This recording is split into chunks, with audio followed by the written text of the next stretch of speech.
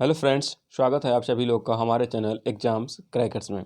Friends, आज हम लोग वार्षिक करंट अफेयर की घटनाओं में अपना फोर्थ सेगमेंट स्टार्ट करेंगे, जिसका नाम है विज्ञान और प्रौद्योगिकी घटनाक्रम।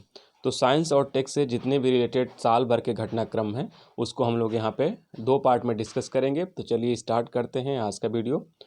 और उससे पहले फ्रेंड, अगर चैनल को आप सब्सक्राइब नहीं किए हैं तो चैनल को सब्सक्राइब कर लीजिए और साथ ही अपने फ्रेंड्स लोगों को भी शेयर कर दीजिए, ताकि वो लोग भी अपनी तैयारियों को बेहतर कर सकें और हमें भी बेहतर वीडियो बनाने का मोटिवेशन मिलता रहे। तो चलिए देखते हैं इसमें साइंस और टेक करंट अफेयर में कौन सा पहला पॉइंट है। तो फर्स्ट पॉइंट है फ्रेंड, चीन के चंद्र अन्वेषण कार्यक्रम। ठीक है, चंद्रमा अभियान के तहत प्रक्षेपित नवीनतम मिशन है चांग-E5। चांग-E5 रॉकेट अभी हाल ही में लॉन्च किया गया है चीन के द्वारा। ध्यान रखिएगा, चीन का ये मिशन है। 24 अक्टूबर 2020 को दक्षिण चीन के हैनान प्रांत स्थित वेनचांग अंतरिक्ष प्रक्षेपण केंद्र से चांग-E5 मिशन का प्रक्षेपण किया गया है लॉन्ग मार्च 5 रॉकेट के द्वारा। अगला पॉइंट है, चांग-E5 मिशन के सफल रहने पर चीन चंद्रमा से नमूने एकत्र कर पृथ्वी पर वापस लेने वाला विश्व का तीसरा देश बन जाएगा। ठीक है, ऐसे दो देश हैं, यूएसए और रूस। तो चीन का जो अभी हाल ही में चंद्रमा पे जो मिशन है वो चांग-E5 के नाम से है। ठीक है, और ये विश्व का तीसरा देश बन जाएगा अगर वहाँ से कुछ डस्ट वगैरह, चाहे कोई पार्टिकल वगैरह चंद्रमा से अगर उनका मिशन वापस लेके आता है तो ये तीसरा देश बन जाएगा रशिया और यूएसए के बाद। अगला पॉइंट है, अमेरिका और यूरोप का संयुक्त उपग्रह जिसे वैश्विक समुद्री स्तरों की निगरानी के लिए 21 नवंबर 2020 को कैलिफोर्निया से फाल्कन 9 रॉकेट के द्वारा प्रक्षेपित किया गया। तो ये है सेंटिनल-6 माइकल फ्रेचिल उपग्रह।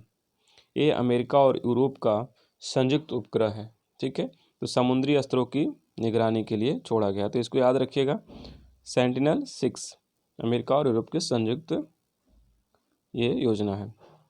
अगला है, नवंबर 2020 में अंतर्राष्ट्रीय समुद्री संगठन IMO द्वारा हिंद महासागर क्षेत्र में संचालन के लिए विश्वव्यापी रेडियो नेविगेशन प्रणाली के घटक का दर्जा प्रदान किया गया, तो IRNSS को। ठीक है, तो ये भारत का जो संचार उपग्रह है IRNS, ठीक है, इसको जो समुद्री संगठन है अंतर्राष्ट्रीय स्तर का, उसके द्वारा ये मान्यता प्रदान कर दी गई है कि वहाँ पे वे नेविगेशन प्रणाली अपना यूज़ कर सकता है और वो मान्य भी होगा, दूसरे को डाटा भी अपना शेयर कर सकता है। नवंबर 2020 में अमेरिकी अंतरिक्ष एजेंसी नासा द्वारा प्रमाणित पहला व्यावसायिक अंतरिक्ष यान प्रणाली जो अंतर्राष्ट्रीय अंतरिक्ष स्टेशन तथा मनुष्यों को ले जाने वाले एवं वहाँ से लाने में सक्षम है, तो क्रू ड्रैगन एक पहला कमर्शियल अंतरिक्ष स्पेस यान प्रणाली है। ठीक है, जो अंतरिक्ष स्टेशन से तक जाने का और वहाँ से लाने का काम करेगी, जो अभी यात्री हैं वहाँ पे, जो भी वहाँ पे अंतरिक्ष यात्री जाएंगे। इसका नाम है क्रू ड्रैगन रेजिलियंस। तो नाम याद रखिएगा, क्रू ड्रैगन रेजिलियंस पहला कमर्शियल स्पेस यान है जो अंतरिक्ष स्टेशन से अंतरिक्ष यात्रियों को लाने का और ले जाने का काम करेगा। अगला है, नवंबर 2020 में विश्व के पहले 6G प्रायोगिक उपग्रह का प्रक्षेपण किया गया चीन के द्वारा। इम्पोर्टेंट पॉइंट है, याद रखेंगे। पहले विश्व का सबसे पहला 6G प्रायोगिक उपग्रह चीन ने भेजा है अभी। ठीक है, 27 मार्च 2019 को उड़ीसा स्थित APJ अब्दुल कलाम द्वीप से भारत की पहली उपग्रह भेदी मिसाइल, ठीक है, सैटेलाइट भेदी मिसाइल का सफलतापूर्वक जो है परीक्षण संपन्न हुआ है। तो इसका नाम है मिशन शक्ति। इम्पोर्टेंट पॉइंट ये भी है, आप इसको ध्यान रखेंगे। ये भारत का पहला ऐसा ये मिशन था, मिशन शक्ति, जिसके थ्रू अगर आकाश के सैटेलाइट को वहाँ पे डिस्ट्रॉय कर सकते हैं जाके, और इस मामले में भारत चौथे नंबर का हो गया है। अगला है, 9 नवंबर 2020 को DRDO भवन में स्थापित इस मिसाइल के मॉडल का अनावरण किया गया है। तो यही उपग्रह भेदी मिसाइल का मॉडल यहाँ पे DRDO के भवन में स्थापित किया गया है रक्षा मंत्री राजनाथ सिंह के द्वारा। भारत के ध्रुवीय उपग्रह प्रक्षेपण यान PSLV की 91वीं उड़ान मिशन PSLV C-49 संपन्न हुई है 7 नवंबर 2020 को। श्रीहरिकोटा स्थित सतीश धवन अंतरिक्ष केंद्र सार के प्रथम लॉन्च पैड से PSLV के प्रक्षेपण के पश्चात कक्षा में स्थापित प्रमुख उपग्रह है। तो EOS, ठीक है, EOS PSLV से प्रक्षेपण हुआ है C49 से, और इसको याद रखिएगा, EOS नवीनतम है। और इसके साथ ये 10 और उपग्रह, मतलब कुल मिला के 10 उपग्रह गए हैं। ये अपने साथ 9 और उपग्रहों को, विदेशी उपग्रहों को ले गया है, जिसमें सबसे ज़्यादा 4 अमेरिका के हैं। ठीक है, तो याद रखिएगा EOS के साथ 9 और उपग्रह गए हैं, और ये PSLV 49 की 91वीं उड़ान थी। तो ये इम्पॉर्टेंट है, इसको आप लोग देख लीजिए। 51 उड़ान है तो थोड़ा इम्पॉर्टेंट है।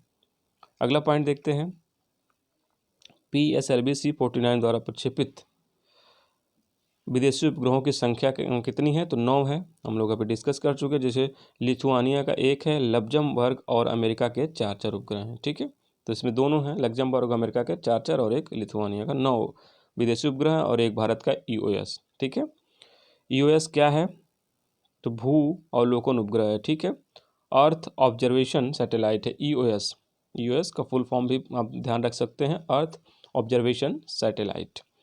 EOS के उपग्रह के अनुप्रयोग एप्लीकेशंस जिन प्रमुख क्षेत्रों में प्रस्तावित हैं वे हैं, कृषि में ये काम करेंगे, वानिकी फॉरेस्ट वगैरह में, और आपदा प्रबंधन में ये मदद करेंगे, पूर्व सूचना हमको प्रदान कर देंगे, या फिर मौसम वगैरह की भविष्यवाणी करने में आसानी होगी इस उपग्रह से।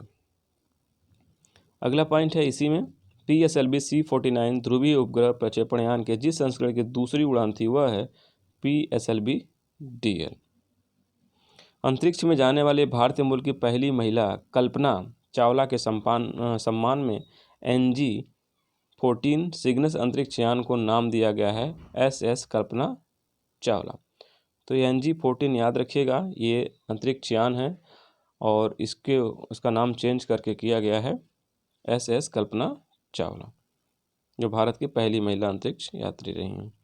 अंतर्राष्ट्रीय अंतरिक्ष स्टेशन पर पुनः आपूर्ति मिशन हेतु SS कल्पना चावला अंतरिक्ष यान को लॉन्च किया गया 3 अक्टूबर 2020 को। चंद्रमा के उत्तर पूर्वी भाग में स्थित वह क्रेटर जिसका 12 अगस्त 2020 को इसरो द्वारा चित्र जारी किया गया है, तो साराभाई क्रेटर। ये इंपॉर्टेंट पॉइंट ध्यान रखिएगा, ये साराभाई क्रेटर कहाँ पे है? तो चंद्रमा के उत्तरी भाग में स्थित है। ठीक है, क्रेटर एक गड्ढेनुमा आकृति होती है, इसको इसरो द्वारा जारी किया गया है 12 अगस्त को। तो साराभाई क्रेटर चंद्रमा पे स्थित है, वो भी उत्तरी पूर्वी भाग में। तो चंद्रमा के उत्तरी पूर्वी भाग में स्थित वह गहरा और डार्क क्षेत्र जहाँ साराभाई क्रेटर स्थित है, तो इसको मेयर सेरेनिटेटिस या सी ऑफ सेरेनिटेटिस कहते हैं। ठीक है, तो ये उत्तर पूर्वी भाग चंद्रमा का साराभाई क्रेटर आप याद रखेंगे, और बाकी वैसे अंतर्राष्ट्रीय नाम इसका मेयर सेरेनिटेटिस है। वह अंतरिक्ष यान जिसमें संलग्न टेरेन मैपिंग कैमरा 2 TMC-2 द्वारा साराभाई क्रेटर का 3D चित्र लिया गया है। तो चंद्रयान 2 जो मिशन था उसी के थ्रू ये 3D चित्र लिया गया है। अगला है, जिस प्रसिद्ध भारतीय वैज्ञानिक के नाम पर अंतर्राष्ट्रीय खगोल विज्ञान संघ ने चंद्रमा पर स्थित क्रेटर को साराभाई क्रेटर नाम दिया है, तो ये तो नाम ही से स्पष्ट हो रहा है, डॉक्टर विक्रम साराभाई। 20 जुलाई 2020 को प्रक्षेपित दक्षिण कोरिया का पहला इंपॉर्टेंट पॉइंट, किस देश ने अपना पहला सैन्य उपग्रह प्रक्षेपित किया है? तो ये दक्षिण कोरिया है, जिसका नाम है उपग्रह का अनासिस सेकेंड। ये दक्षिण कोरिया का पहला सैन्य उपग्रह है, इसको आप लोग याद रखेंगे। पूर्ण रूप से सैन्य उपयोग के लिए समर्पित उपग्रह प्रक्षेपित करने वाला विश्व का 10वां देश है ये दक्षिण कोरिया। ठीक है, तो दक्षिण कोरिया पूर्ण रूप से सैन्य विभाग के लिए एक अलग से उपग्रह प्रक्षेपित किया है, और ऐसा करने वाला ये विश्व का 10वां देश है। वह अर्धमानवीय महिला रोबोट जिसका अनावरण हाल ही में बंगलुरु में इसरो के द्वारा किया गया है। इंपॉर्टेंट पॉइंट याद रखेंगे। ठीक है, अर्धमानवीय महिला रोबोट है, ये महिला रोबोट ध्यान रखेंगे, और इसको इसरो के द्वारा लॉन्च किया गया है, और इसका नाम है व्योममित्र, जो अगले मिशन के लिए ये इसको तैयार किया जा रहा है, जिसका नाम है गगनयान। तो वह मिशन जिसकी पहली परीक्षण उड़ान के साथ व्योममित्र को अंतरिक्ष में भेजा जाएगा, तो ये गगन मिशन के तहत इसको व्योममित्र को परीक्षण जो टेस्टिंग उड़ान होगी उसके साथ इसको भेजा जाएगा।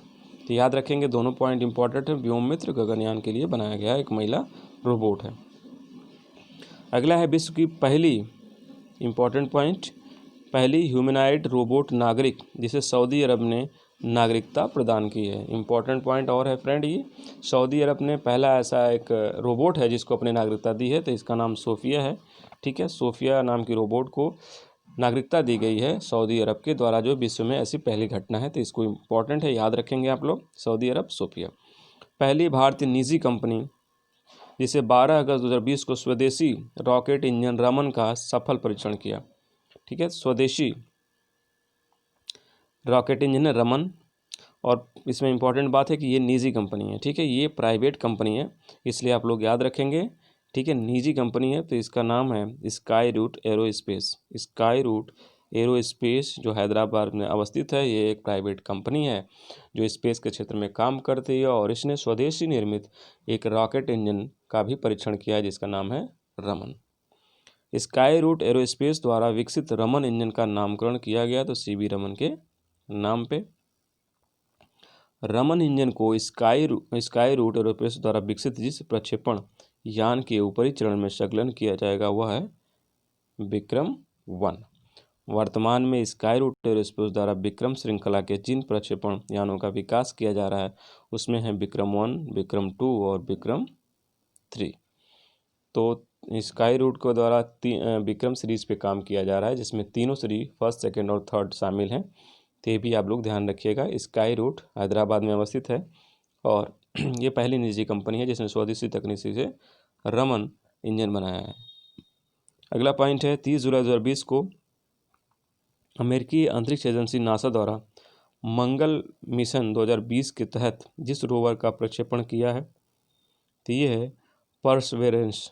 ठीक है, परसवेरेंस नामक रोवर का प्रक्षेपण किया गया है मंगल के लिए, और ये इसने किया है नासा ने। इम्पॉर्टेंट पॉइंट आप लोग याद रखेंगे, नासा के द्वारा परसवेरेंस एक रोवर का प्रक्षेपण किया गया मंगल मिशन 2020 के तहत। परसवेरेंस रोवर मंगल ग्रह पर उतरेगा 18 फरवरी 2021 को जल्द ही, और ये कहाँ उतरेगा तो जे0 क्रेटर के समीप। जे0 क्रेटर के समीप मंगल ग्रह पर ये उतरेगा। कौन? परसवेरेंस रोवर, जो नासा के द्वारा प्रक्षेपित किया गया है। नासा के द्वारा अब तक 4 रोवर भेजे जा चुके हैं इससे पहले। ठीक है, जैसे सोजर्नर, स्पिरिट, अपॉर्चुनिटी और क्यूरोसिटी। ठीक है, 4 ये है, और ये 5वां रोवर परसेवरेंस भेजा जा रहा है। इस पॉइंट को आप लोग याद रखेंगे, 5वां रोवर है ये नासा के द्वारा भेजा गया। अगला पॉइंट है नासा मंगल 2020 मिशन के तहत जिस हेलीकॉप्टर को परसेवरेंस रोवर के साथ मंगल पर भेजा जाएगा तो वो है इंजेन्यूटी।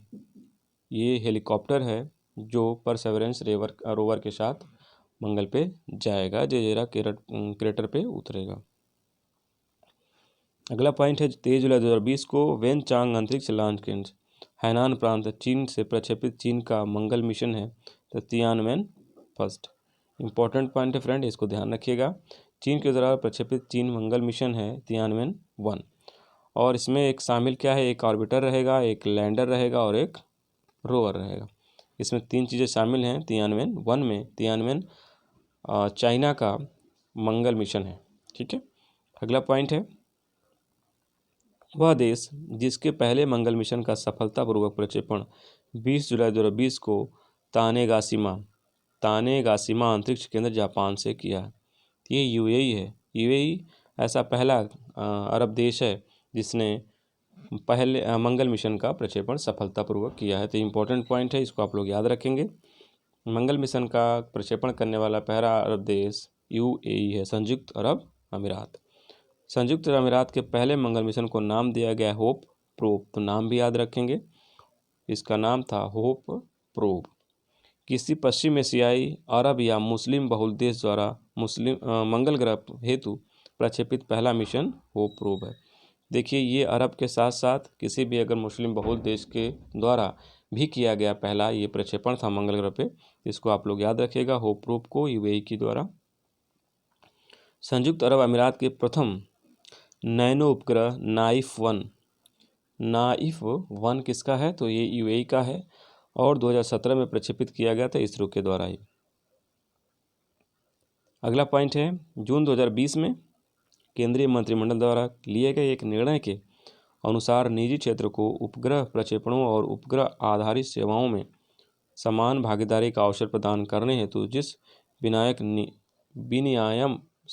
विनियामक निकाय का गठन किया जाएगा वह है भारतीय राष्ट्रीय अंतरिक्ष संवर्धन तथा प्रमाणीकरण केंद्र।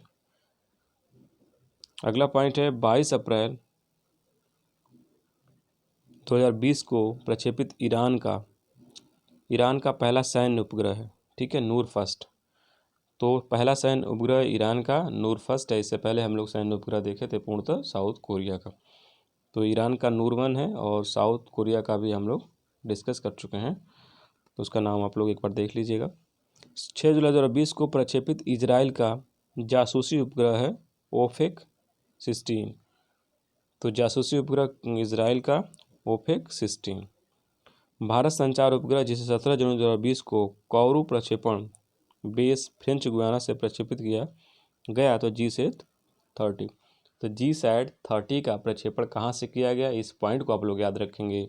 ये कौरू प्रक्षेपण केंद्र फ्रेंच गुयाना से किया गया है सॉरी, ठीक है। अगला है वह प्रक्षेपण यान जिससे GSAT-30 को प्रक्षेपित किया गया है। तो Ariane 5VA251 Ariane 5VA251 rocket के द्वारा प्रक्षेपण यान के द्वारा GSAT-30 को प्रक्षेपित किया गया है और इसका भार है 3357 kg। तो GSAT-30 याद रखेंगे। और GSAT-30 कक्षा में जिस उपग्रह का स्थान लेगा वो है INSAT-4A। तो INSAT-4A को रिप्लेस करेगा GSAT-30। इस पॉइंट को अभी आप लोग याद रखेंगे। अगला है, किसी महिला द्वारा सबसे लंबी एकल अंतरिक्ष उड़ान का विश्व कीर्तिमान स्थापित किया गया है। तो क्रिस्टीना कोच के द्वारा।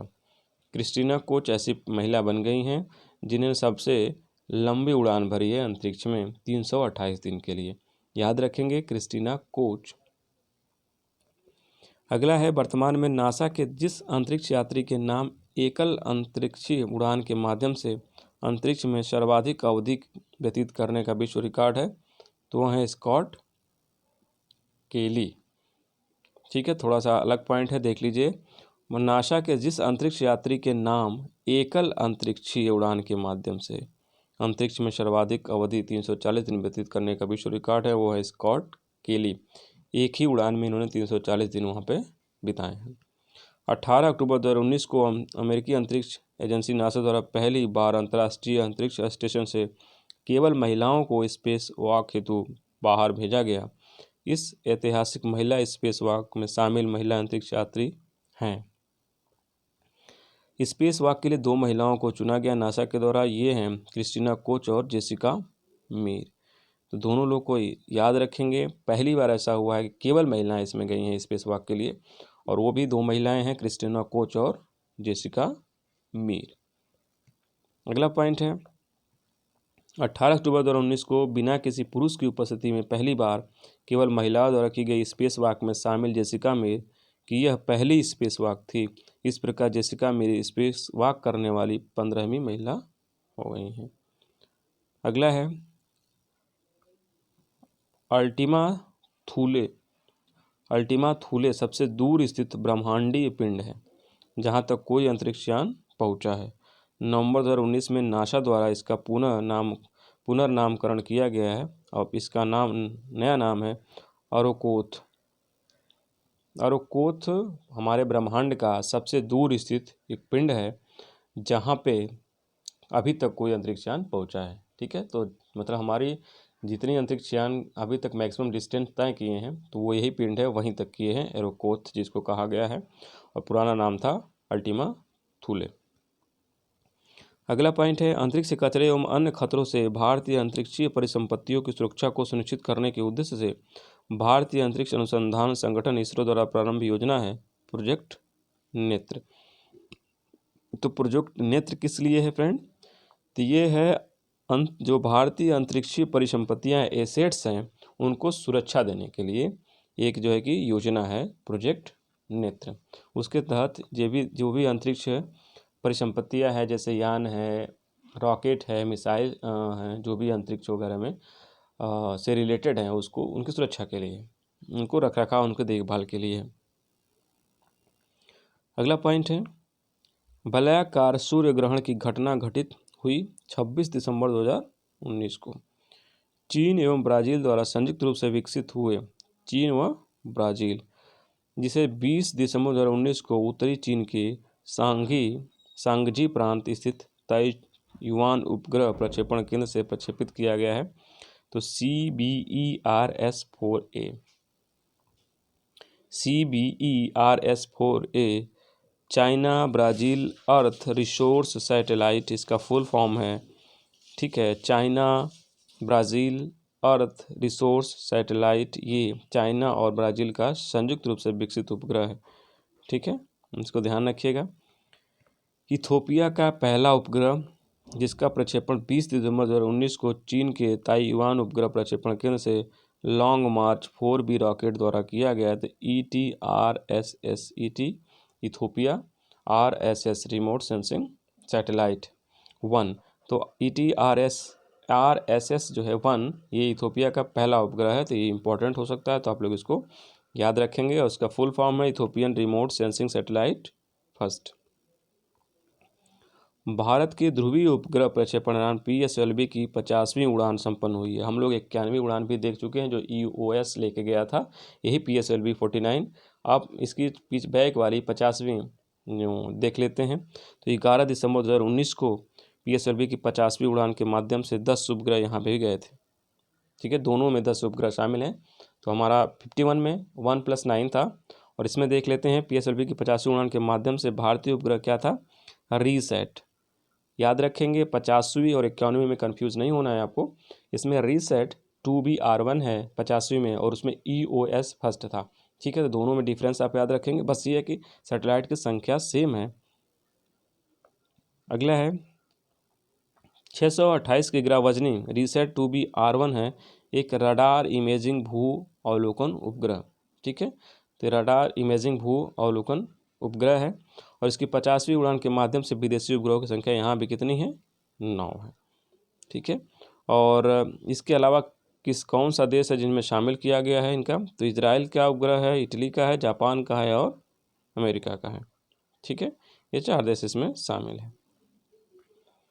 PSLV 50वीं की उड़ान में PSLV के जिस संस्करण का प्रयोग किया गया, तो PSLV QL। और भारत के ध्रुवीय उपग्रह प्रक्षेपण यान की 49वीं उड़ान संपन्न हुई। ठीक है, 49वीं की भी बात हो गई। ये सतीश धवन अंतरिक्ष केंद्र सार श्रीहरिकोटा से 49वीं उड़ान के माध्यम से कार्टोसैट 3 का जो है कि किया गया है प्रक्षेपण। ठीक है, कार्टोसैट 3 49वीं, 50वीं, 91वीं हम लोग देख चुके हैं। अगला है 1625 किग्रा वजनी कार्टोसैट 3 एक अत्याधुनिक भू अवलोकन उपग्रह है। तो तीनों भू अवलोकन उपग्रह हैं, आप देख सकते हैं। और इसमें 27 नवंबर 2019 को PSLV की 49वीं उड़ान के माध्यम से भारतीय उपग्रह कार्टोसैट 3 के अतिरिक्त 13 विदेशी नैनो उपग्रहों को भी प्रक्षेपित किया गया है। ठीक है, तो 13 नैनो उपग्रह ये सारे के सारे अमेरिका के हैं, और एक भारत का, मतलब 14 उपग्रह टोटल प्रक्षेपित किए गए हैं। किसके द्वारा, भारत के द्वारा PSLV की 49वीं उड़ान के माध्यम से। अगला पॉइंट है, अंतर्राष्ट्रीय खगोल संघ के 100वें स्थापना दिवस समारोह के अंग के रूप में 112वें बहिर्गयों एवं उनके मेजबान तारों का नाम सुझाने के लिए आयोजित प्रतियोगिता है। तो नेम एक्सो वर्ड्स प्रतियोगिता क्या है, तो IAU के 100वें स्थापना दिवस। ठीक है, 100वें स्थापना दिवस है, तो आपको पूछ सकता है कि ये कब स्थापित हुआ था, तो 100 आप कर लेंगे तो 1920 आ जाएगा। ठीक है, और इसमें 112 जो एक्सो प्लैनेट हैं, बहिर्ग्रह हैं, उनका नाम जो है कि करण सुझाने का ये एक प्रतियोगिता है। ठीक है, और नेम एक्सो वर्ड प्रतियोगिता के तहत भारत को जिस तारे एवं उसकी परिक्रमा करने वाले बहिर्ग्रह के नाम सुझाने थे, वह क्रमशः है SD 86081, HD 8601081B। तो 2 उपग्रह था जिसका नाम भारत को सुझाना था। अगला है सेक्सटेंस तारामंडल में स्थित पीले सफ़ेद बौने तारे SD 86081 को दिया गया नाम है विभा। ठीक है, तो भारत के द्वारा इस तारे को, इस बौने तारों को नाम दिया गया है, एक्सोप्लैनेट को HD 86081 को विभा। याद रखिएगा, इंपॉर्टेंट पॉइंट है। सेक्सटेंस तारामंडल में स्थित ये तारामंडल भी आप ध्यान रख सकते हैं। जिस प्रख्यात भारतीय महिला वैज्ञानिक के सम्मान में HD 8601 तारे को विभा नाम दिया गया है, ये विभा चौधरी हैं जो भारतीय महिला वैज्ञानिक है, इनके सम्मान में HD 8601 को जो है कि नाम दिया गया है इनके नाम पे। विभा चौधरी जिस अपरमाणु कण, ठीक है, सब एटॉमिक पार्टिकल की खोज के लिए प्रसिद्ध है, वह है पाई मेसान। इंपॉर्टेंट पॉइंट, विभा चौधरी चर्चा में है तो पाई मेसान को जरूर ध्यान रख लें कि इसकी खोजकर्ता कौन है, विभा चौधरी उसमें शामिल नहीं है। HD 86081 तारे के लिए बिना नाम सूरत स्थित सरदार वल्लभ भाई राष्ट्रीय प्रौद्योगिकी संस्थान के जिस 22 वर्षीय छात्र ने सुझाया वह है अनन्यू भट्टाचार्य। तो नाम सुझाया गया अनन्यू भट्टाचार्य के द्वारा। और दूसरा जो उपग्रह था भारत को मिला था, जो बहिर्ग्रह था, ठीक है, एक्सोप्लैनेट HD 86081b, उसका नाम संतमस रखा गया है, संतमस। ठीक है, पहले भारतीय संगीतज्ञ जिनके नाम पर अंतर्राष्ट्रीय खगोलीय संघ ने किसी क्षुद्र ग्रह या फिर ग्रह का नामकरण किया है तो पंडित जसराज। तो पंडित जसराज के नाम पे भी एक एस्ट्रॉयड या फिर प्लेनेट का नामकरण किया गया है, तो ये भी ध्यान रखिएगा, इनको सम्मानित किया गया है पंडित जसराज को। अगला है वैश्विक इंटरनेट कवरेज प्रदान करने के उद्देश्य से 11 नवंबर 2019 को केप कैनवेरल एयरफोर्स स्टेशन से 60 लघु स्टारलिंक उपग्रहों को लॉन्च किया गया था स्पेस एक्स ने। ठीक है, तो स्पेस एक्स एक प्राइवेट कंपनी है, ठीक है, जिसके द्वारा 60 लघु स्टारलिंक उपग्रहों को लॉन्च किया गया है। अगला पॉइंट है, वह अंतरिक्ष एजेंसी जिसने हाल ही में पूर्णतः विद्युत चालित पहले प्रायोगिक विमान X-57 X-57 मैक्सवेल का अनावरण किया है तो नासा। ये पूर्णतः विद्युत चालित ये विमान है, अंतरिक्ष एजेंसी जो नासा है इसको लॉन्च किया गया, इसका नाम है X-57 मैक्सवेल। नवंबर 2019 में नासा के गोडार्ड स्पेस फ्लाइट सेंटर के एक अंतर्राष्ट्रीय अनुसंधान दल ने यूरोपा की सतह पर पहली बार जलवाष्प की उपस्थिति की पुष्टि की है। वह यूरोपा ग्रह किसका है, उपग्रह किसका है, तो इस पॉइंट को आप लोग याद रखेंगे। यूरोपा उपग्रह किस ग्रह का उपग्रह है, तो ये है बृहस्पति का। बृहस्पति का उपग्रह का नाम है यूरोपा, जहाँ पे जलवाष्प पाने की पुष्टि हुई है। ठीक है, इसको ध्यान रखेंगे, यूरोपा उपग्रह बृहस्पति का, जहाँ पे जलवाष्प की पुष्टि हुई है। हाल ही में केंद्र सरकार द्वारा अनुमोदित चंद्रयान 3 मिशन के अंतर्गत शामिल होगा एक लैंडर तथा एक रोवर। अगला पॉइंट देखते हैं, इसरो के द्वितीय लॉन्च पोर्ट की स्थापना की जाएगी तो थूथुकुडी जिला तमिलनाडु में। इसका एक सेकेंड लॉन्च, इस पॉइंट को आप लोग याद रखेंगे, सेकेंड लॉन्च पोर्ट इसरो का कहाँ पे स्थापित होगा तो तमिलनाडु में। पहला श्रीहरिकोटा में है, आप लोग को पता है, थूथुकुडी जिला में होगा। तो ये important, most important top point, इसको समझ लीजिए, हो सकता है आपके एग्जाम में देखने को मिलेगा। तो थूथुकुडी जिला तमिलनाडु में इसरो के द्वारा सेकेंड लॉन्च पोर्ट की स्थापना की जाएगी अभी।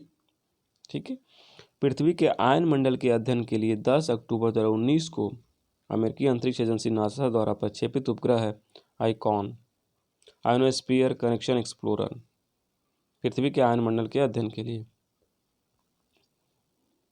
अगला पॉइंट है, 7 अक्टूबर 2019 को अंतर्राष्ट्रीय खगोलीय संघ के माइनर प्लैनेट सेंटर द्वारा जिस उपग्रह के 20 नए उपग्रहों की खोज की गई है, यह शनि उपग्रह है। इंपॉर्टेंट पॉइंट ध्यान रखिएगा, शनि उपग्रह के 20 नए उपग्रहों को खोजा गया है। 20 नए उपग्रहों की खोज के पश्चात वर्तमान में शनि ग्रह के कुल उपग्रहों की संख्या कितनी हो गई है, 82। तो याद रखिएगा, सबसे ज़्यादा उपग्रहों की संख्या किसकी है, तो शनि ग्रह की। सौर प्रणाली के अंतर्गत वह ग्रह वर्तमान में जिससे ज्ञात प्राकृतिक उपग्रहों की संख्या सर्वाधिक है तो ये शनि है। और शनि का सबसे बड़ा उपग्रह कौन सा है, तो टाइटन। टाइटन उपग्रह किसका है? शनि ग्रह का। यूरोपा अभी हम लोग देखे थे बृहस्पति का था। तो टाइटन शनि ग्रह का सबसे बड़ा उपग्रह है। रमनसैट 2 एक लघु उपग्रह है और 23 सितंबर 2019 को रमनसैट 2 का प्रक्षेपण नासा के द्वारा किया गया। रमनसैट 2 का प्रक्षेपण भारत के इसरो के द्वारा नहीं बल्कि नासा के द्वारा किया गया है। इस पॉइंट को आप लोग याद रखिएगा, कंफ्यूज करने के लिए आपको प्रश्न दे सकता है। नोबेल पुरस्कार विजेता वह भारतीय भौतिक शास्त्री जिनके सम्मान में रमनसैट 2 का नामकरण किया गया है, तो ये सीवी रमन है। अगला पॉइंट है 16 नवंबर 2020 को जारी विश्व के दूरतम सुपर कंप्यूटरों की टॉप 500 सूची के अनुसार विश्व का सबसे तेज सुपर कंप्यूटर, सबसे फास्ट सुपर कंप्यूटर कौन है? तो फुगांकू है। याद रखिएगा, फुगांकू का नाम आप याद रखेंगे, फुगांकू, ठीक है।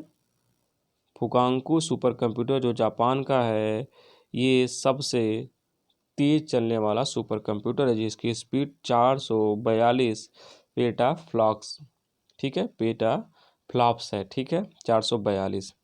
और ये स्थापित किया गया RIKEN center for computational science Kobe Japan में। और भारत का सबसे बड़ा सबसे तेज सुपर कंप्यूटर कौन है? दे सकते हैं परम सिद्धि है, ठीक है। परम सिद्धि भारत का सबसे फास्टेस्ट सुपर कंप्यूटर हो गया है। दूसरे नंबर पर प्रत्यूष है और तीसरे पे मिहिर है। लीन पैंग बेंच मार्क पर परम सिद्धि सुपर कंप्यूटर की अधिकतम स्पीड कितनी है? तो 4.6 पेटाफ्लॉप्स, जो फुगाकू सुपर कंप्यूटर से 100 गुना कम स्पीड है, आप कह सकते हैं। तो अभी हम लोग बहुत पीछे फिलहाल चल रहे हैं, बाकी हम लोग जल्दी इसको पकड़ लेंगे। महाराष्ट्र के वह जिले जहां पे 2 अगस्त 2020 को भारत एयर फाइबर सेवाओं का उद्घाटन किया गया, तो अकोला और वाशिम से भारत एयर फाइबर सेवाओं का उद्घाटन किया गया। तो इम्पोर्टेंट पॉइंट है, इसको रखिए। भारत एयर फाइबर सेवाओं का उद्घाटन कहाँ से किया गया है? तो महाराष्ट्र से, और उसके किस जिले से? तो अकोला और वाशिम जिले से। चलिए अगला पॉइंट देखते हैं। गुजरात स्थित वह परमाणु ऊर्जा संयंत्र जिसकी तीसरी इकाई ने 22 जुलाई 2020 को क्रांतिकता क्रिटिकली प्राप्त की, तो ये है काकरापार। काकरापार परमाणु संयंत्र कहाँ पे है? तो ये है गुजरात में। इसने अपने अधिकतम उत्पादन क्षमता को प्राप्त कर लिया है और इसकी क्षमता है 700 मेगावाट, ठीक है। 700 मेगावाट क्षमता ये अपनी प्राप्त कर चुका है काकावार परमाणु ऊर्जा संयंत्र, जो गुजरात में अवस्थित है। और ये हैवी वाटर दाबित एक रिएक्टर है, ठीक है, एक दाबित जल रिएक्टर है, ध्यान रखिएगा। प्रेशर्ड हैवी वाटर रिएक्टर काकापार परमाणु संयंत्र है, तो ये भी दे सकता है, पॉइंट को याद रखेंगे। भारत का 23वां परमाणु ऊर्जा संयंत्र है, 23वां, याद रखिएगा। आप लोग को ये भी पता चला कि भारत में अब तक 23 परमाणु संयंत्र हैं, इसमें काफ 3 अभी लेटेस्ट वाला है, ठीक है, याद रखिएगा। और भारत का सबसे बड़ा दाबित भारी जल रिएक्टर बन गया है काफ 3। काफ 3 भारत का सबसे बड़ा दाबित जल रिएक्टर बन गया है और 23वां परमाणु ऊर्जा संयंत्र है, ठीक है। तो इस पॉइंट को ध्यान रखिएगा आप लोग। अगला है काकापार परमाणु ऊर्जा संयंत्र की पहली व दूसरी इकाई की क्षमता है क्रमशः 220 मेगावाट की। और काप 3 के परिचालनरत होने के बाद भारत में परमाणु ऊर्जा की संस्थापित क्षमता हो जाएगी 7480 मेगावाट। तो ये पॉइंट भी आप याद रख सकते हैं। भारत में परमाणु ऊर्जा से मिलने वाली एनर्जी कितनी है? तो 7480 मेगावाट। अगला है वह सौर ऊर्जा परियोजना जिसमें भारत के प्रधानमंत्री नरेंद्र मोदी ने 10 जुलाई 2020 को राष्ट्र को समर्पित की, तो रीवा अल्ट्रा मेगा सौर ऊर्जा परियोजना, ठीक है। रीवा अल्ट्रा मेगा सौर परियोजना ये एमपी में है, एमपी के गुड़ तहसील रीवा क्षेत्र में है और इसका कुल क्षमता है 750 मेगावाट, ठीक है। तो क्षमता पूछ सकता है, बहुत चर्चा में रहा उस टाइम में रीवा अल्ट्रा मेगा, और ये मध्य प्रदेश में है। 750 मेगावाट इसकी क्षमता है। और इस परियोजना के तहत दिल्ली में ट्रेलों को 24% बिजली दी जाएगी मध्य प्रदेश बिजली कंपनियों को 76% मिलेगा। ठीक है, तो 2 लोगों को मुख्यतः यहाँ से बिजली वितरित की जाएगी। पहला होगा दिल्ली मेट्रो रेल निगम, जिसको 24% बिजली दी जाएगी, और बची हुई बिजली मध्य प्रदेश की बिजली कंपनियों को वितरित की जाएंगी, वो हिसाब से अपने डिस्ट्रीब्यूशन करेंगे। नवाचार एवं उत्कृष्टता के लिए विश्व बैंक समूह की प्रेसिडेंट अवार्ड प्राप्त हुआ है रीवा अल्ट्रा मेगा सौर ऊर्जा परियोजना को। तो एक और इम्पोर्टेंट पॉइंट रीवा से संबंधित। ठीक है, तो नवाचार और उत्कृष्टता के लिए विश्व बैंक समूह का ये प्रेसिडेंट अवार्ड भी इसी को मिला है। स्मार्टफोन एवं नेविगेशन उपकरणों में प्रयोग के लिए आईआईटी मुंबई द्वारा विकसित स्वदेशी रिसीवर चिप है ध्रुव। ठीक है, तो स्मार्टफोन इम्पॉर्टेंट है। स्मार्टफोन में नेविगेशन जो जीपीएस वगैरह काम करते हैं उसके लिए एक स्वदेशी चिप बनाई गई है ध्रुव नाम से। ये आईआईटी मुंबई के द्वारा बनाई गई है। तो याद रखिएगा, आईआईटी मुंबई ध्रुव जो जीपीएस उपकरणों से संबंधित एक रिसीवर चिप है, स्वदेशी है।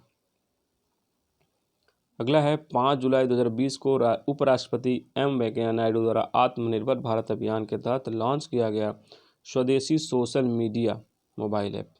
स्वदेशी social media mobile app element launch किया गया, बट अभी तक हमको लग रहा है कि कोई इंस्टॉल ही नहीं किया है।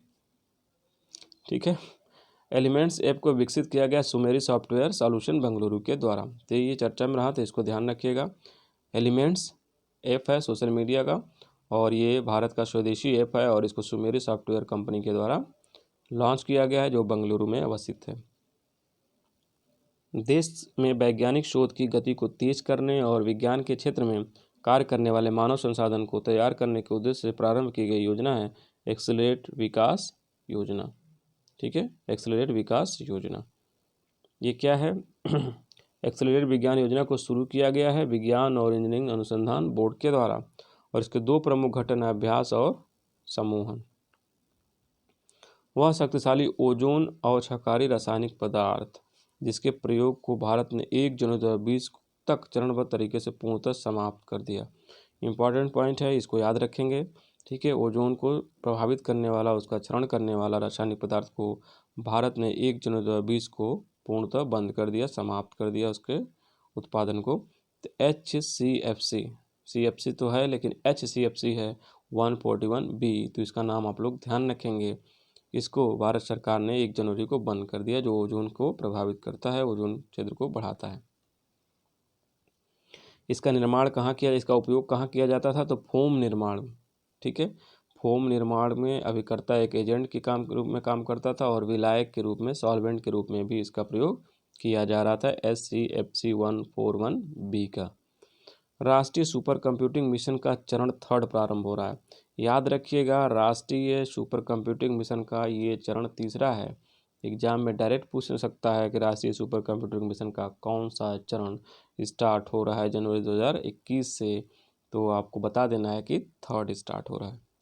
ठीक है, अगला है राष्ट्रीय सुपर कंप्यूटिंग मिशन चरण 3 के माध्यम से देश के सुपर कंप्यूटर नेटवर्क की कंप्यूटिंग क्षमता बढ़कर हो जाएगी 45 पेटा फ्लॉक्स। ठीक है, तो अभी हम लोग देखे हैं कि वो दूसरा चरण में 4.6 पेटा फ्लॉक्स की स्पीड मिली थी हमको, और लेकिन अब यहाँ पे 45 पेटा फ्लॉक्स, उसको 10 गुना बढ़ाने की योजना है। स्वदेश में असेंबल किया गया पहला सुपर कंप्यूटर कौन है? तो परम शिवा IIT BHU में स्थापित है। फिलहाल में यह स्वदेश में असेंबल किया गया है, बनाया नहीं गया है, पार्ट्स मंगवाए गए हैं और यहाँ पे इसको असेंबल्ड किया गया है। परम शक्ति एवं परम ब्रह्मा सुपर कंप्यूटर स्थापित है क्रमशः IIT खड़गपुर में और IISER पुणे में। 11 जून 2020 को केंद्रीय गृह मंत्री अमित शाह द्वारा गांधीनगर गुजरात में लॉन्च की गई पहले हैं विश्वास और साइबर आश्वस्त। तो विश्वास और साइबर आश्वस्त 2 मिशन लॉन्च किया गया है। कहाँ पे? तो गुजरात के गांधीनगर में। किसके द्वारा? तो गृह मंत्री अमित शाह के द्वारा। विश्वास का पूर्ण रूप क्या है? तो वीडियो इंटीग्रेशन एवं स्टेट वाइड एडवांस सिक्योरिटी। और साइबर आश्वस्त का फुल फॉर्म क्या है? तो cyber assured assistant service helpline for victims at shorted time. ये दोनों का आप फुल फॉर्म याद रख सकते हैं, हो सकता है कि पूछा जाए। अगला देखते हैं, 3 से 7 जनवरी 2020 के मध्य 107वीं भारतीय विज्ञान कांग्रेस का आयोजन किया गया। कहाँ पे? तो बेंगलुरु में और कौन सी यूनिवर्सिटी है, तो यूनिवर्सिटी ऑफ एग्रीकल्चर साइंसेस के द्वारा। 107वीं विज्ञान कांग्रेस का केंद्रीय विषय याद रखिएगा, इम्पोर्टेंट है ये भी, विज्ञान और प्रौद्योगिकी ग्रामीण विकास, तो science and technology rural development इसका सब्जेक्ट था 107वीं भारतीय विज्ञान कांग्रेस का, जो बेंगलुरु में आयोजित हुई है। और इसी के साथ 107वीं भारतीय विज्ञान कांग्रेस के साथ ही पहली बार इम्पोर्टेंट पॉइंट आयोजन किया गया था किसान विज्ञान कांग्रेस का। तो इम्पोर्टेंट पॉइंट है, आपको इस तरह से पूछ सकता है, किसान विज्ञान कांग्रेस का पहली बार कब आयोजन किया गया था, तो 2020 में। 3 जनवरी 2020 को 107वें विज्ञान दिवस के अवसर पर प्रधानमंत्री नरेंद्र मोदी ने पोर्टल को लॉन्च किया जिसका नाम है आई स्टीम पोर्टल याद रखिएगा आप लोग, ये लॉन्च किया गया है प्रधानमंत्री द्वारा और ये विज्ञान कांग्रेस के दौरान इसको लॉन्च किया गया था, आई स्टीम। अगला पॉइंट है 107वीं भारतीय विज्ञान कांग्रेस में जिन 2 नोबेल पुरस्कार विजेताओं वैज्ञानिकों ने भाग लिया, तो ये चर्चा में रहे हैं, तो इनका भी नाम याद रखेगा। प्रोफेसर स्टीफन हेल जो जर्मनी से है और प्रोफेसर अदाई जो नाथ इजराइल से हैं। 2 नोबेल पुरस्कार वैज्ञानिक भी शामिल रहे हैं इसमें, ठीक है, जो मोटिवेशन काफ़ी अच्छा मिला होगा वहाँ पे लोगों को, अपने साइंटिस्ट या टाइप के जो लोग हैं उनको। अगला है 17 दिसंबर 2019 को केंद्रीय इलेक्ट्रॉनिक्स एवं सूचना प्रौद्योगिकी मंत्री रविशंकर प्रसाद द्वारा लॉन्च किया गया मिशन है राष्ट्रीय ब्रॉडबैंड मिशन। 17 दिसंबर 2019 को रविशंकर जी के द्वारा लॉन्च किया गया है। इस मिशन के तहत सभी गांवों को ब्रॉडबैंड सुविधा प्रदान की जाएगी, कब तक, तो 2022 तक। इम्पोर्टेंट, ठीक है। तो राष्ट्रीय ब्रॉडबैंड मिशन का जो संभावित लक्ष्य है या फिर पाने का लक्ष्य कब तक रखा गया है, तो 2022 तक, इसको ध्यान रखेंगे। और इसका मुख्य काम है सभी गांवों को ब्रॉडबैंड सुविधा प्रोवाइड कराना। पहाड़ी क्षेत्रों में वाहनों में डीजल के जमने की समस्या के मद्देनजर 17 नवंबर 2019 को केंद्रीय गृह मंत्री अमित शाह द्वारा विशेष शीत ऋतु ग्रेड डीजल का उद्घाटन किया गया है, लॉन्च किया गया है। तो लद्दाख क्षेत्र हेतु एक विशेष जो है कि कोल्ड ग्रेड डीजल को लॉन्च किया गया है। तो ये लद्दाख हेतु है, याद रखिएगा, लद्दाख क्षेत्र हेतु है। नोएडा स्थित एमएटी इंटरनेशनल स्कूल की कक्षा 12वीं की 5 छात्राओं द्वारा विकसित ऐप जो वृद्धाश्रम के वरिष्ठ नागरिकों तथा अनाथालय के बच्चों के मध्य संपर्क स्थापित करता है मैत्री, ठीक है। तो इसको ध्यान रखिएगा। एमएटी इंटरनेशनल स्कूल की छात्राएं थीं, इन्होंने एक ऐप विकसित किया है जिसका नाम है मैत्री और उसके तहत वृद्धाश्रम के जो भी लोग हैं और साथ में जो अनाथालय के बच्चे हैं उनको कनेक्ट किया जा सकता है। अगला पॉइंट है दिसंबर 2019 में कोविड-19 के प्रथम मानवीय मामलों की पुष्टि की गई, कहाँ पे, तो चीन के वुहान प्रांत के हुबेई प्रांत में, ठीक है। ध्यान रखिएगा, कोविड-19 का पहला मामला कहाँ मिला था, तो चीन में, चीन के वुहान में, हुबेई प्रांत में। और इसके लिए उत्तरदायी विषाणु है, इसका नाम याद रखिएगा, दोनों इम्पॉर्टेंट है, कोविड-19 चल ही रहा है तो हो सकता है पूछा जा सके। SARS CoV-2, ठीक है, ये विषाणु है, ये वायरस है कोविड-19 के लिए, SARS CoV-2।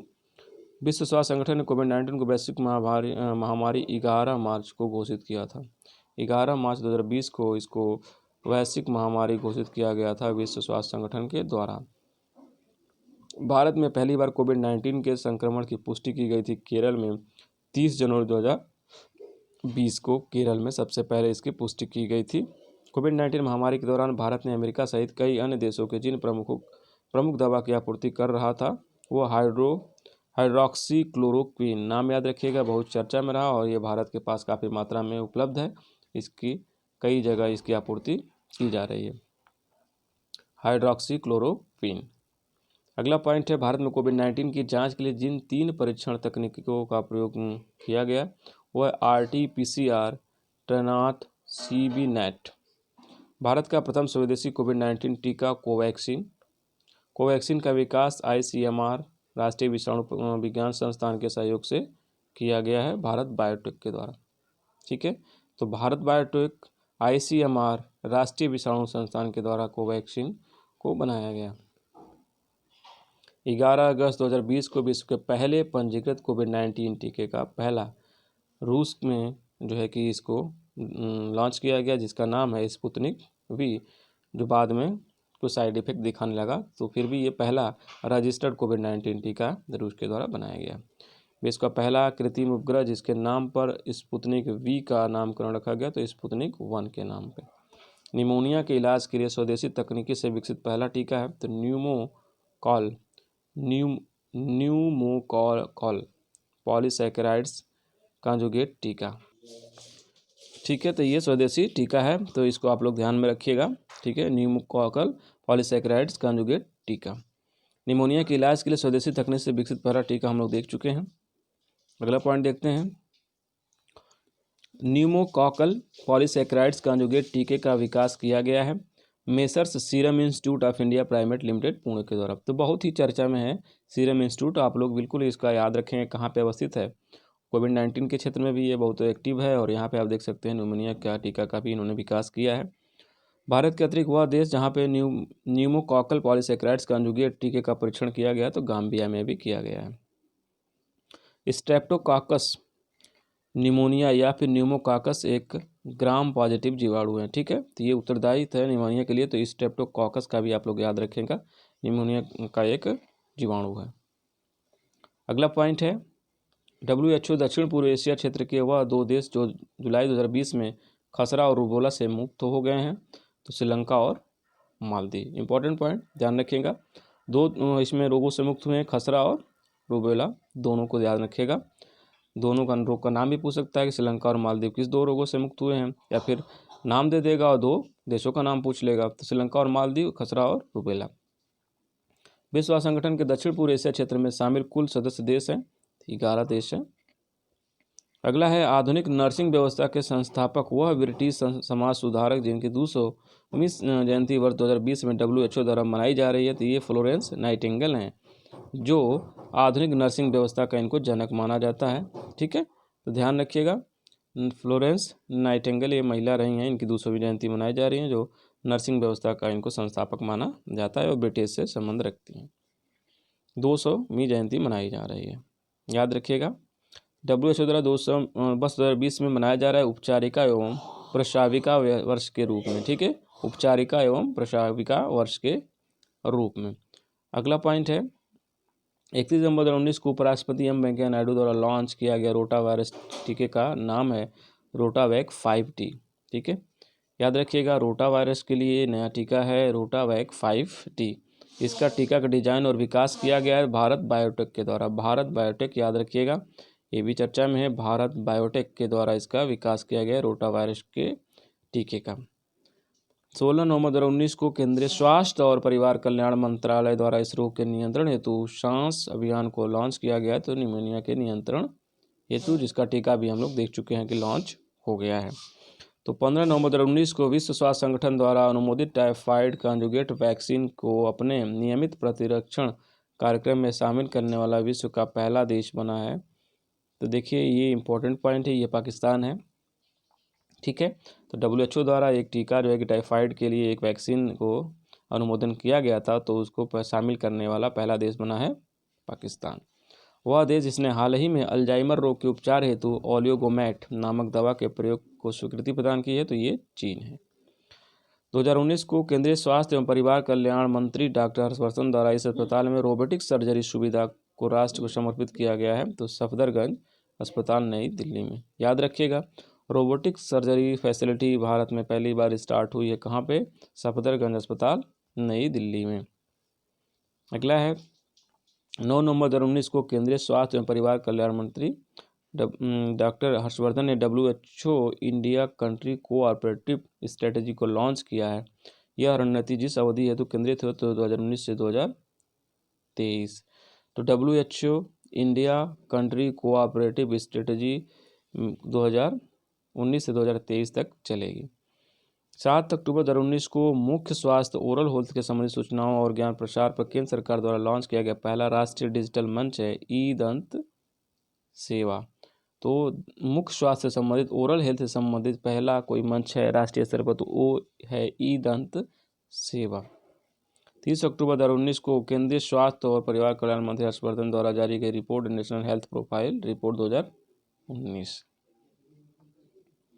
ठीक है, और नेशनल हेल्थ प्रोफाइल 2019 के अनुसार 2012-16 की अवधि में भारत में जन्म के समय की प्रत्याशा है 68.7 वर्ष। ठीक है, तो याद रखिएगा नेशनल हेल्थ प्रोफाइल जो रिपोर्ट है उसके अकॉर्डिंग भारत में जीवन प्रत्याशा 2012 से 2016 के बीच 68.7 है।